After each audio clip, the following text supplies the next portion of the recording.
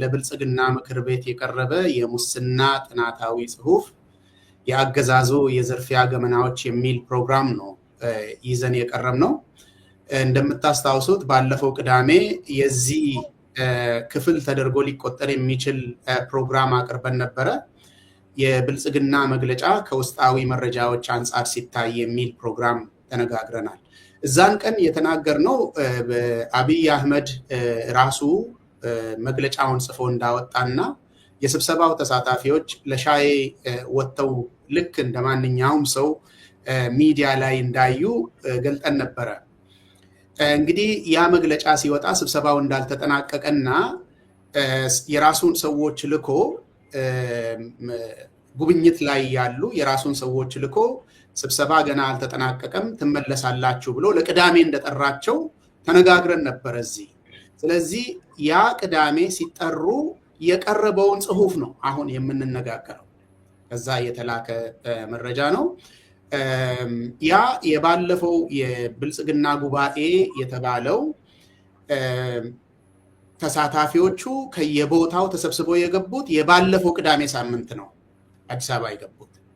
እሁድ ለታ የአብይን ብልጭልጭ ሲመለከቱ ሲጎበኙ ነው የዋሉት።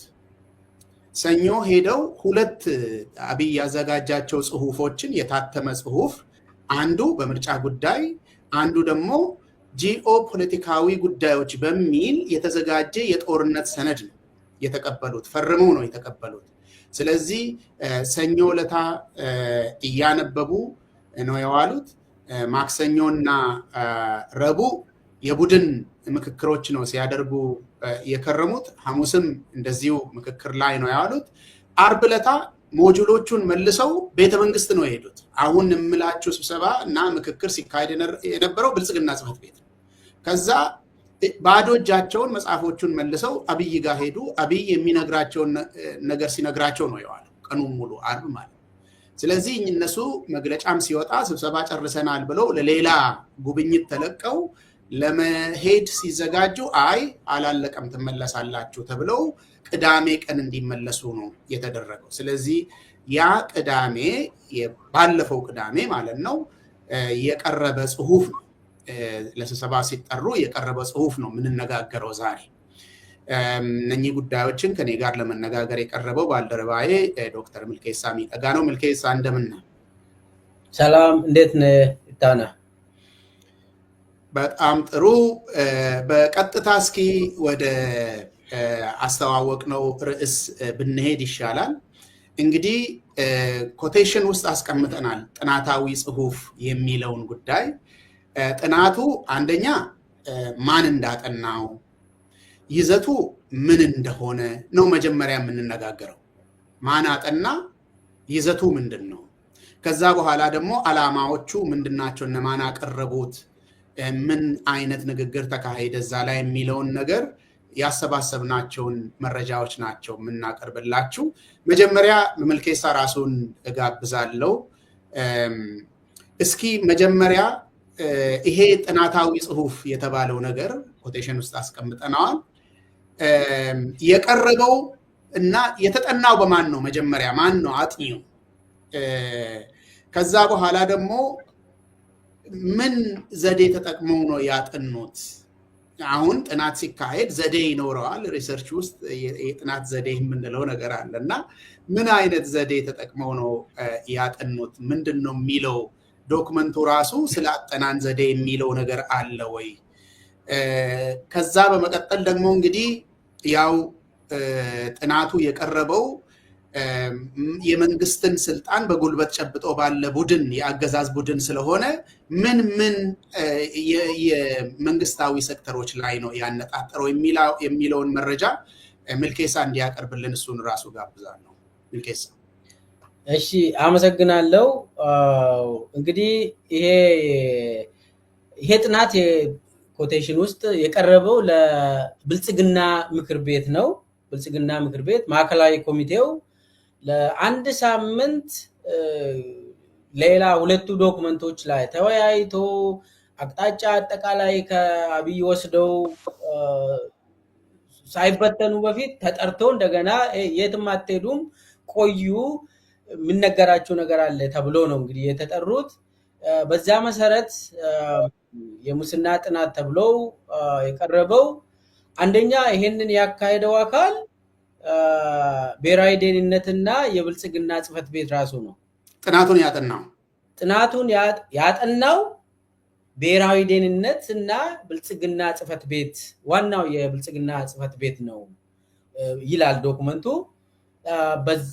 ለተሳታፊዎቹም ለብልጽግና ምክር ቤት አባላትም ይሄ ነው የተነገራቸው። ይሄ ነገር የተጠናው በብሔራዊ ደህንነት ሰራተኞች ነው። እናም የብልጽግና ጽሕፈት ቤት ኃላፊዎች የተሳተፉበት የብልጽግና ጽሕፈት ቤቱ ራሱ የተሳተፈበት ጥናት ነው እና ተቀበሉ ነው የተባለው። የጥናቱ እንግዲህ ብሔራዊ ደህንነት ማን ነው፣ ብልጽግና ጽሕፈት ቤት ማን ነው ለምለው ለኢትዮጵያ ሕዝብ መተው ነው። ራሱ ሌባ ቡድን ሌብነትን አጠና ማለት ነው። ብሔራዊ ደህንነት በኋላ በሰፊው እንመጣበታለን እና ብልጽግና ጽሕፈት ቤትም ምን እንደሆነ እንመጣበታለን። እንግዲህ ብሔራዊ ደህንነትና የብልጽግና ጽሕፈት ቤት ነው ይሄንን ጥናት ያካሄደው። የጥናቱ ዘዴ ተብሎ ለተሳታፊዎቹ የተነገረው ጥናቱ እንዴት ነው የተካሄደው፣ በምን ዘዴ ነው ይሄ ነገር ፋይንዲንጉ ትክክል ነው ወይ ለማለት የጥናቱ ዘዴ ብለው የተነገረው አንድ ፎቶ አግኝተናል። በፎቶ ላይ ራሱ ማየት ይቻላል። የአገልግሎት ቺ ፎቶ ወጣለች። የምስለ ተገልጋይ ጥናት ብለው ነው ሪፖርት ያደረጉት። ምስለ ተገልጋይ ጥናት ወይ ደግሞ በሰፊው ሚስትሪ ሾፒንግ የሚባለው ጥናቱን ያካሄዱት ብሔራዊ ደህንነት አመራሮች እና አባላት እና የብልጽግና ኃላፊዎች ይህንን ጥናት ሲያካሄዱ ራሳቸው ተሳትፎ ነው። በሙስና ውስጥ ተሳትፎ ሙስና ሰጥተው ገንዘብ ተቀብሎ ወይ ሰጥተው እስከ ታችኛው እርከን አገልግሎት አሰጣጥ ላይ ነው እንግዲህ እነሱ ያተኮሩት። ሙሉ በሙሉ ተሳትፎ አድርጎ ነው አይተን ፓርቲሲፓንት ኦብዘርቬሽን የሚባለው ማለት ነው። እንግዲህ ኤቲክሱን በኋላ እናወራለን። ሙስና ሰጥተው ሙስናውን የተቀበለ አመራር አይተው ኖት የያዘ ዳታ የሰበሰበ አካል ነው የተባለው እና ይሄ ምስለ ተገልጋይ ጥናት የሚባለው በማርኬቲንግ ኤሪያ ላይ ይታወቃል፣ በኢንተለጀንስ ኤሪያ ላይ ይታወቃል። በተለይ ኢንተለጀንስ አካል የደህንነት ሰዎች እንዲህ አይነት ስራ ይሰራሉ። ለምሳሌ አመጽ ቀስቃሽ ሆኖ ቀርበው አመጹን የሚቀሰቅሱ ሰዎችን ለይቶ የሚያስሩ ሰው ይሄ የደህንነት አሰራር ነው። ኢትዮጵያ ውስጥ ይሄ የታወቀ ነው። ዛሬም የታወቀ ነገር ነው። ታጋይ መስሎ ይቀርብና አንዳንድ ነገሮችን አንተ ጋር አድርጎ ስለ አንተ ሪፖርት ያደርጋል። ይሄ ምስለ ተገልጋይ ጥናት የተባለው እንግዲህ ብሔራዊ ደህንነትና ብልጽግና ጽሕፈት ቤት ይሄንን ጥናት ሲያካሂዱ ራሳቸው ሙስና ውስጥ ገብተው አይተው ወስደው በልተው ዶክመንት አዘጋጁ። ይሄ እንደዚህ ብሎ ነው ለምክር ቤት አባላቱ የብልጽግና ምክር ቤት አባላት በአፋቸው ነው ይሄንን የተናገሩት። ስለዚህ የጥናቱ ዘዴ የተባለው አስቂኝ ነው። ሌብነት ውስጥ የተሳተፉ ሰዎች ናቸው ጥናቱን ያካሄዱት። በአጠቃላይ ጥናቱ ያነጣጠረባቸው መስሪያ ቤቶች ተብሎ የተነገረው በተለይ አገልግሎት አሰጣጥ ላይ የሴክተሮች ተብሎ የተለየው ገቢዎች፣ እንግዲህ ገቢዎችና ጉምሩክ የታወቀ የገንዘብ ምንጭ ነው፣ የሌብነት ምንጭ ነው። እሱ ላይ ያነጣጠረ ጥናት ነው የተባለው። ሁለተኛው መሬት ነው። መሬት ወሳኝ ነው፣ በኋላ እንመጣበታለን። መሬት እንዴት የስርዓቱ ዋነኛው መገልገያ እንደሆነ ይታወቃል። ያው እነሱ ደግሞ ጥናት አቅርበናል ያሉት አንዱ ኤሪያው የመሬት ዙሪያ ነው። በተለይ አዲስ አበባ እና አዲስ አበባ ዙሪያ እናም ከተሞች በአጠቃላይ ኢትዮጵያ ውስጥ ያሉ ከተሞች ላይ ጥናት አካሂደናል ብለው ነው ያቀረቡት። ሌላው ትራንስፖርት ነው። ትራንስፖርት ሴክተርም ለሙስና ተጋላጭ እንደሆነ ይታወቃል። እሱንም አጥንተናል ነው የተባለው። ማዕድንና ኤነርጂም ያው ወሳኙ ኤሪያ ነው። ይሄም የወርቅ ጉዳይ ነው። የተለያዩ የማዕድናት ዝርፊያ ይካሄዳል። ምን ያክል አጥንቷል የሚለውም በኋላ እናወራለን። ነገር ግን ሴክተሮቹ ተብሎ የተለዩት የሙስና ሴክተሮች ተብሎ የተለዩት ነው እንግዲህ በብልጽግና ሪፖርት ላይ የቀረበ። ሌላው ኮንስትራክሽን ነው። ኮንስትራክሽን ስሉት እንግዲህ በክልል ደረጃ ይመስለኛል። ኮንስትራክሽን ክልል አካባቢ ኮንስትራክሽን የሚያካሂዱት ነው እንጂ በጠቅላይ ሚኒስቴሩ በቀጥታ ትዕዛዝ የሚካሄደው ኮንስትራክሽን የተካተተ አይመስለኝም። አልተጠራም። በፌደራል ደረጃ በተለይ በጠቅላይ ሚኒስቴር በቤተ መንግስት የሚካሄደው በጣም ግዙፍ ኮንስትራክሽኖች አሉ። በቢሊየን የሚመራ ኮንስትራክሽኖች አሉ። እነሱ ግን አልተካተቱም። በኋላ አንተም ልታነሳ ትችላለህ በደረሰን መረጃ።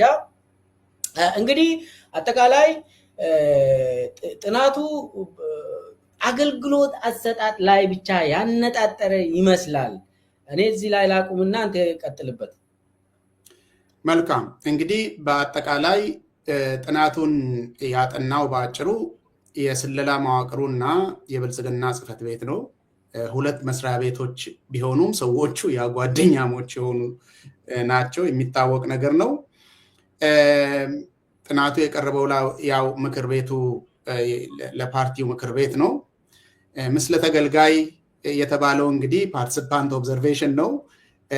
ጉቦ ሲሰጥ ወይ ደግሞ አንድ ሰው ጉቦ ሲቀበል እነኚህ አጠናን የሚሉት ሰዎች ራሳቸው ሰጥተው ተቀብለው ነው ማለት ነው። እንደዚህ ነው። ራሳቸው እንደዚህ ብለው ነው ያቀረቡት ይህንን ነገር ማለት ነው። ያነጣጠሩበት መስሪያ ቤቶች ደግሞ አሁን ምልኬሳ እንደገለጸው ገቢዎች፣ መሬት፣ ትራንስፖርት፣ ማዕድንና ኤነርጂ እና ኮንስትራክሽን ናቸው። የጠቅላይ ሚኒስትሩ ፕሮጀክቶች እዚህ ውስጥ አልተካተተም። እሱ የሚያደርጋቸው የብልጭልጭ ስራዎች፣ የቤተ መንግስት ግንባታ እና ሌሎችም ፕሮጀክቶች በክልሎች ላይ የሚያደርጋቸው ነገሮችም አልተካተቱም። እንግዲህ የቀሩትን አንዳንድ መረጃዎች አቅርብና ወደ ትርጉሙ እንሄዳለን። ይሄንን ጥናት ለምክር ቤቱ ያቀረበው አደንፋራ ነው። አሁን የምንለውን ጥናት ሰብሰብ አድርጎ ለምክር ቤቱ ያቀረበው አደንፋራ ነው። ምክር ቤቱን ራሱ ደግሞ ስብሰባውን የመሩት ተመስገን ጥሩነህና አደንፋራ ራሱ ናቸው። ሁለት ሆነው ነው እና መደምደሚያ አለው ጥናቱ። መደምደሚያው እንደሚለው ለተሰብሳቢዎቹ እንደገለጹት መደምደሚያው ሁላችሁም የሙስና ተሳታፊዎች ናችሁ፣ በግልጽ ቋንቋ ሁላችሁም ሌቦች ናችሁ የሚል ነው። እንግዲህ ይሄ የሚያጠቃልለው የክልል ፕሬዝደንቶች፣ ካቢኔ አባላት፣ የከተማ ከንቲባዎች፣ የተለያዩ ኤክስፐርት የተባሉ ሰዎች፣ በአጠቃላይ ቦታው የነካቸው የሚኒስቴር መስሪያ ቤቶች ሚኒስትሮች፣ ሁላችሁም ይሄ ጥናት ያረጋገጠው ሁላችሁም የሙስና ተሳታፊዎች ናችሁ የሚል መደምደሚያ ነው ያቀረቡት ማለት ነው። ሰዎቹ ተሰብሳቢዎቹ ይህንን ቁጭ ብለው መደምደሚያውን ሰምተዋል። በጥናቱ ውስጥ የውጭ ንግድ አልተካተተም። አሁንም የውጭ ንግድ የኮንትሮባንድ ወጪና ገቢ ለምሳሌ እዚህ ውስጥ አይካተትም፣ አልተካተተምም። የባንኪንግ ሴክተር እዚህ ውስጥ አልተካተተም። ቅድም እንዳለው ደግሞ የቤተ መንግስት ግንባታ እና ጠቅላይ ሚኒስትሩ ተብዬው ራሱ የሚመራቸው ግንባታዎች በአጠቃላይ እዚህ ውስጥ አልተካተቱም። እንግዲህ ጥሬ ሀቆቹ እነሱ ያቀረቡት የጥናቱ ከሞላ ጎደል ይሄንን ነው የሚመስለው። እንግዲህ ጥናቱ ይሄ ከሆነ ትርጉሙ ምንድነው ወደሚለው ብንሄድ ይሻላል መሰለኝ። ምንድን ነው እዚህ ላይ የቀረ መረጃ ካለ መጀመሪያ እኔ ያስቀረውት ነገር ካለ ምልኬሳ አጠቃልልልንና ወደ ትርጉሙ እንሄዳለን። ከዛ ኦልሞስት ተነስተዋል ሁሉም ነገር ግን የተጋበዙ ሴክተሮች አሉ ተባለ። እንደ እንግዳ ሆኖ ከአመራር ሆኖ የብልጽግና ምክር ቤት አባል ያልሆኑ የተጋበዙ አመራሮች አሉ ተባለ። ታዛቢዎች ናቸው እንግዲህ ታዛቢዎች ይሁኑ እንግዲህ የመንግስት አካል ናቸው። ነገር ግን ቀርበው እንዲከታተሉ እንዲያዩ ጥናቱን እንዲሳተፉ የጥናት እንትኑ ላይ ተደርጓል አሉ። ነገር ግን ያልተሳተፉ ደግሞ አሉ። ለምሳሌ አሁን ብሔራዊ ደህንነት ብዙ አመራሮች ተሳትፈዋል። የኢንሳ ሰዎች ተሳትፈዋል። ከመከላከያም ሰዎች ተሳትፈዋል። ነገር ግን የአቃቢ ህግ አልተሳተፈም። ፍርድ ቤት አልተሳተፈም። አንደኛ ይሄ ሙስና ወንጀል ከሆነ ማን መሳተፍ እንዳለበት ይታወቃል። ማን ነው ይህንን ጥናትን ማካሄድ ያለበት በኋላ እንመጣበታለን። ትክክለኛው ጥናት ቢሆን እንግዲህ ለሀገር ተብሎ የሚጠና ጥናት ቢሆን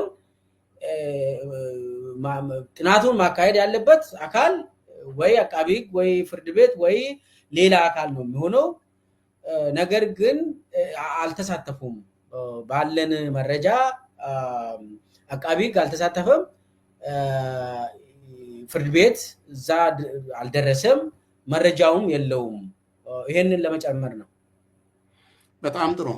እንግዲህ ከሳሽም ተከሳሽም አይኖርም ነው እንግዲህ በአጭሩ። አቃቤ ህግ እዚህ ውስጥ ከሌለ፣ ፍርድ ቤቶች ሪፖርቱ ከሌላቸው የሚከስም የሚከሰስም የለም ነው እንግዲህ። ወደ ትርጉሙ ሳንሄድ ግልጽ የሆነ ነገር ስለሆነ ምንም መተርጎምም አያስፈልግም። ይሄ ከሳሽም ተከሳሽም አይኖርም ነው። ግን ምንድነው ጠቅላላ እነኚህ የተጠኑት ሴክተሮች ከሚኒስትሮች እስከ ኤክስፐርቶች ሌቦች ናችሁ ተብሎ ተነግሯቸዋል ማለት ነው። በጣም ጥሩ። በዚሁ ወደ ትርጉሙ እንሂድ እስኪ። አንዳንድ ነገሮችን እንመልከት። ከጥሬ ሀቆቹ ተነስተን የዶክመንቱ ይዘት፣ የአጠናን ዘዴና ድምዳሜውን በተመለከተ አንዳንድ ነገሮችን እናንሳ እስኪ። መጀመሪያ አንድ ጥናት ሲጠና አቺቭ የሚያደርጋቸው ነገሮች፣ ዓላማዎች ይኖሩታል፣ ግቦች ይኖሩታል። እንግዲህ ከሳሽም ተከሳሽም ከሌለ፣ ነገር ግን የዘረፈና የተዘረፈ አካል ካለና በጥናት አረጋግጠናል ካሉ፣ ራሳቸው ስላሉ ነው የምንለው። ነገራችን ላይ ራሳቸው አጥንተን ሌቦች እንደሆንን አረጋግጠናል፣ እኛ ራሳችን የብልጽግና ጉባኤተኞች ሌቦች እንደሆንን በራሳችን ጥናት አረጋግጠናል ካሉ የጥናቱ ዓላማ ምንድን ነው? ምልጌዛ ይሄ አሁን በጥናቱ መደምደማ አንተ እንዳልከው በቃ ሁላችንም ሌቦች ነን ብለው፣ ያው ጠቅላይ ሚኒስቴሩ እዛ የለም፣ ምክትል ጠቅላይ ሚኒስቴሮቹም ጭምር ሁላችንም ሌቦች ነን ብሎ ነው ተስማምተው የወጡት። እንተዋወቃለን፣ እየሰረቅን ነው፣ የስርቆት የዝርፊያ ኃላፊዎች ነን ተብሎ በዶክመንት ይኸው ሁላችንም እንተዋወቃለን ተባለ። ነገር ግን አብይ ይሄንን ለምን አደረገ? ራሱ እዛ አልተገኘም። ለምንድን ነው ዋናው ዓላማው ብለን ብንጠይቅ፣ አንደኛው የጥናቱ ዋናው ግቡ ዝርፊያን አቁሙ ሳይሆን ዝርፊያን ቀጥሉበት ነው። አንዱ እንዴት ዝርፊያውን አቁሙ አይደለም። ኦኬ፣ ጥሩ ጥያቄ። ዝርፊያውን ቀጥሉበት፣ ነገር ግን እኔ አብይ አህመድ እናንተን እያየው እናንተን አውቅ ያለው ሌቦች ናችሁ፣ ነገር ግን አቁሙ አልላችሁ፣ ቀጥሉበት። የሚጠይቃችሁ ምንድን ነው? ታዛዥ ሆናችሁ ቀጥሉ ነው። ማትታዘዙ ከሆነ ትንሽ ወለም ዘለም የምትሉ ከሆነ አስራችኋለሁ። የሚከተላችሁ ምንድነው? ፍርድ ቤት ጉዳይ ሳይሆን የአቃቢ ጉዳይም ሳይሆን ከኔ ነው የሚመጣባችሁ። ስለዚህ ለኔ ታዛዥ እስከሆናችሁ ድረስ ቀጥሉበት ነው ዋናው ዓላማ። ነገር ግን መታወቅ ያለበት እንተዋወቃለን። ማን ሌባ እንደሆነ፣ ማን ምን እየሰረቀ እንደሆነ፣ የት እንዳከማቸ እንደሆነ፣ ስርቆቱ ከየት ነው፣ ኔትወርኩ ለማን እንደሆነ እኔ አውቅ ያለው። ነገር ግን ይሄንን አቁሙ አልላችሁ፣ ቀጥሉበት። ይሄ ደግሞ ወንጀልም ነው መቼ ነው? መታዘዝ ካቆማችሁ ብቻ ነው። ግደሉ ስላችሁ አይ አንገልም ካላችሁ ክስ ሊመጣባችሁ ይችላል። ስለዚህ አሁን ዋናው ዓላማው ዝርፊያችሁን ቀጥሉበት ነው። ነገር ግን ለኔ ታዛዥ ሆናችሁ መሄድ አለባችሁ የሚል ነው አንደኛው ዋነኛው የጥናቱ ግብ እንደኔ ማለት ነው። ሁለተኛው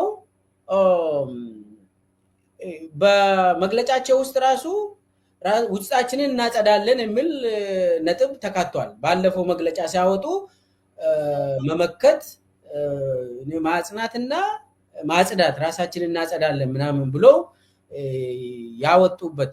ማንን ነው የሚያጸዱት? ሌቦችን ነው? ኖ፣ ያልሰረቀ ከውስጣቸው ያልሰረቁ ሰዎችን ያጸዳሉ ማለት ነው። ያባራሉ፣ ያስራሉ። ያልሰረቀ ስርዓቱን ይቃወማል ማለት ነው። ያልሰረቀ እጁ ንጹህ የሆነ ሰው፣ ሌባ ዘራፊ ያልሆነ አመራር፣ ለህገ መንግስቱ የቆመ ለኢትዮጵያ ህዝብ መብት የቆመ ሰው ይታሰራል ማለት ነው፣ ይጸዳል ማለት ነው። ስለዚህ አገር ማለት እንግዲህ የብልጽግና አመራር እንዳለ ከላይ እስከ ታች ሌቦችን ብሎ የተስማሙበት መድረክ ላይ እኔ አልበላውም አልበላም ካልክ ምን እንደሚከተል አንተ ታውቃለህ። ስለዚህ ጆይን ማለት ነው። የአባትህ ቤት ሲዘረፍ አብሬ ዝረፍ ነው እያለ ያለው አብይ። ሌብነትን ማቆም ሳይሆን ግቡበት፣ ያልገባችሁ የሚመጣባችሁን ሴፍ እያያችሁ፣ ስለዚህ ብሉ፣ በደንብ አልበላችሁም ከሆነ ቶሎ ቶሎ ብሉ ለማለት የሚያስችል እና ያንን ግብ አድርጎ የተጠና ጥናት ነው። ጥናቱ እንግዲህ ሲያጠኑ ማን ነው ህግን መሰረት አድርጎ እየሰራ ያለው ብሎ እየለዩ ነው የሚሄዱት። ለኢትዮጵያ ህዝብ የሚቆም ሰው ማን ነው፣ ሌባው ማን ነው ብሎ ሌባውን የራሳቸው ንጹህ እጅ ንጹህ ጭንቅላት ያለው ዜጋ አመራር እሱ ላይ ነው የሚያነጣጥሩት ማለት ነው። ስለዚህ ሁለተኛው ያልበላ ይበላል ነው። ካልበላ ይታወቃል። የሆነ ጊዜ ድሬዳዋ ነበርኩኝ። ተወሰነ ጊዜ ሲኖር እዛ የሚነገር ነገር አለ። በደርግ ጊዜ ምንድነው የሚባለው? ያልቃመ ተለቀመ ይባላል። በደርግ ጊዜ ያው ያልቃመ ማለት ዞር ዞር ስል መንገድ ላይ ትታያለ። ስለዚህ ተለቅሞ ወታደር ይሆናል። ስለዚህ ቁጭ ብለ ያው መቃም ብዙ እንትን አይደለም። ስለዚህ ያልበላ ይበላል በአብይ ዘመን። እነኚህ ሁለቱን ግቦችን ካልኩ ሌሎችም ግቦች አሉ። አንተ ሂድበትና እኔም ጨምርበታለሁ። በጣም ጥሩ። እንግዲህ ዋናው ነገር አድማጮቻችን ለማስታወስ ያክል ይሄ ጥናት ጭብጥ አድርጎ ያቀረበው መደምደሚያ አድርጎ ያቀረበው ሁላችንም በሙስና ተሳትፈናል፣ ተሳታፊዎች ነን፣ የነካናቸው ቦታ ሁሉ ተሳታፊ ነው የሚል ያልተጠቃለሉ መስሪያ ቤቶች አሉ እንደነገርናችሁ። ለምሳሌ የአብይ አልተጠቃለለም እዚህ ውስጥ። ነገር ግን በተደረገው ጥናት ሁላችንም ሌቦች እንደሆንን አረጋግጠናል። ዋናው ጭብጥ ይሄ ነው። የሌቦች አገዛዝ ነን፣ የሌቦች ስብስብ ነን የሚል ስምምነት ነው ማለት ነው። ይሄ ዋና ነገር ነው። አሁን ምልኬሳ ያቀረባቸው ሁለቱ ትርጓሜዎች በጣም ወሳኝ ይሆናሉ ማለት ነው። ካልታዘዝክ በሌብነት ተይዘ ትገባለህ ማለት ነው። አብይ ህዝብን መፍጀት ሲፈልግ ተሳትፈ በመሪነት ካልፈጀ፣ እሱ ህዝብን መንቀል ሲፈልግ ተሳትፈ ካልነቀልክ፣ እሱ አባሩ የሚላቸውን ሰዎች ተሳትፈ ካላባረርክ፣ የማህደየት ፖሊሲውን በመሪነት ካልፈጸምክ፣ እኔ የህዝብ ወገን ነኝ፣ የህዝብ ህመም አሞኛል ያልክ ጊዜ አድራሻ እስር ቤት ነው የሚሆነው። ይኸው ማስረጃዎቻችን ላይ ነው። ምንም ሌላ ነገር የለው። ሌባ እንደሆንክ ስለደረስንበት ማለት ነው። ስለዚህ የሌቦች መንግስት ውስጥ ንጹህ ሰው መቀመጥ አይችልም ማለት። ንጹህ የሆነ ሰው የማይሰርቅና የማያሰርቅ የሚቀመጥ ከሆነ ወይ ደግሞ ለመቀመጥ የሚዳዳው ካለ እሱም አድራሻው እስር ቤት ነው የሚሆነው ማለት። እንደዚህ አይነት መልእክት ነው የተሰጣቸው። ከዛ በተረፈ አብይ የያዘው ፖሊሲ ምንድን ነው? አብይ ይዞ ያለው ፖሊሲ ምንድን ነው? አጠቃላይ በአገር ደረጃ ወይ ደግሞ የፌደራል መንግስት የሚባለውንም የክልል መንግስታት የሚባሉትንም ከአንድ ማዕከል በሚወጣ ትዕዛዝ በአንድ ሰውዬ ቃል መምራት ነው። የጸጥታ መዋቅሩንም የሲቪል አስተዳደሩንም የውጭውንም ግንኙነት በአንድ ሰውዬ ጠርንፎ መግዛት ነው። ለዛ ተቀናቃኝ የሚሆን ጥያቄ የሚጠይቅ ይሄ እንዳይፈጸም መንገድ ላይ የሚቆም ሁሉም የአብይ ጠላት ነው ማለት ነው። በሌላ ቋንቋ የብልጽግና ጠላት ነው ማለት ነው። ከዚህ በፊት ባለፉት 7 ዓመታት እንደታየው አገሪቷን የጦርነት አውድማ ያደረገው ይሄ አፕሮች ነው። ምንም ሌላ ነገር የለው። ስለዚህ ይሄ ፖሊሲ ይቀጥላል። ይሄ ፖሊሲ እኔ የመንግስትነትን ስልጣን ጠቅልዬ ንግስናዬን ለማጽናት በመንቀሳቀስበት ጊዜ ከውስጥ ሆነ እየተደራጀ መቃወም ሌላ ነገር ነው። እኔ የምለውን ሳትፈጽም ከቀረ ገንዘብ ይዣለሁ፣ ወደ ቤቴ እገባለሁ፣ ይበቃኛል፣ የራሴን ኑሮ እኖራለሁ በሚል መሸሽ የምትሞክር ከሆነ ቤት አትገባም፣ እስር ቤት ነው የምትገባው ነው። ወይ ደግሞ ከፈለኩ ገላሃለሁ ነው። ወንጀለኝነት በማስረጃ ተደርሶበታል።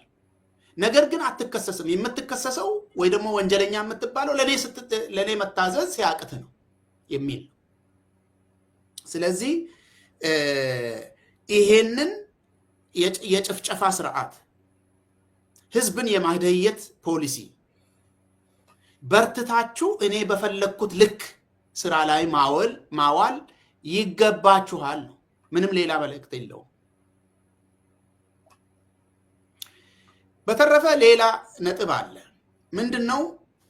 ብልጽግና ውስጥ ያለው የዝርፊያ ቡድን አንድ አይደለም። በጣም ብዙ ቡድኖች አሉ። አሁን የምታዩት ትላልቅ የብልጽግና ባለስልጣናት ሁላቸውም የየራሳቸው ቡድኖች አሏቸው። ከመከላከያ እስከ ብሔራዊ የጸጥታ ምክር ቤት፣ የተለያዩ ሚኒስቴር መስሪያ ቤቶች፣ የፖሊስ፣ የሁሉም ትላልቅ ባለስልጣናት የየራሳቸው ቡድኖች አሏቸው። እነኚህ ቡድኖች እርስ በራሳቸው ይወዳደራሉ፣ ይገፋፋሉ። በአብይ ስር ሆነው ማለት ነው።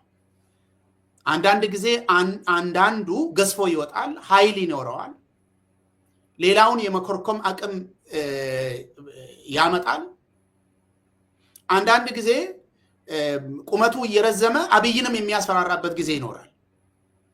ስለዚህ እነኚህን ቡድኖች የማስፈራሪያ መሳሪያም ጭምር ነው ማለት ነው። አሁን የተደረገው ጥናት ቁመታችሁ ቢረዝምም የፈለገ ያክል ብትጠነክሩ፣ የፈለገ ያክል አደረጃጀት ብትፈጥሩ፣ በአገር ደረጃ በክልልም በወረዳም የትም መዋቅር ቢኖራችሁ ይኸው የተዘጋጀ ሰነድ በጄ ስላለ በአንድ ቀን ነው ተሰብስባችሁ እስር ቤት የምትገቡት የሚል ነው።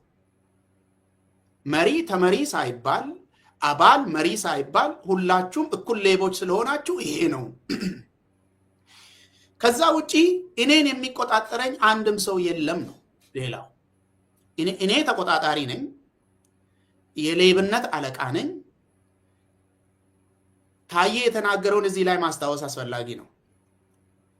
አቶ ታዬ ደንደዓ እዚህ ሆርን ኮንቨርሴሽን ላይ ቀርቦ ባደረገው ቃለ መጠይቅ 2500 ሰዎችን ሰብስቦ አብይ መዝረፍ መብታችሁ ነው ብሎ እንደተናገረ ማስታወስ ያስፈልጋል። ልጆችን የምታስተምሩበትና ኑሯችሁን የምታካሂዱበትን ሀብትማ ዝረፉ የሚል ነው። ግን ታዬ ራሱ እንዳለው ስፋቱንና ትልቀቱን ተቆጣጠሩት ነው። ያንን የመቆጣጠሪያ መንገድ ነው። አሁን ጥናት የተደረገው እንግዲህ ለመቆጣጠር ነው ማለት ነው። የሚደረገው ቁጥጥር ግን የህዝብ ሀብት እንዳይዘረፍ አይደለም፣ ሀገር እንዳይደህይ አይደለም፣ ህዝብ እንዳይንገላታ፣ አገልግሎት ችግር እንዳይገጥመው አይደለም። ለአብይ ያላቸው ታዛዥነት እንዳያንስ ነው። እንደዚህ ነው። ይህን ያክል ከተናገርኩኝ ተጨማሪ የትርጉም ነገሮች ካለው ምልኬሳ ወደሱ መልሳለሁ። ምልኬሳ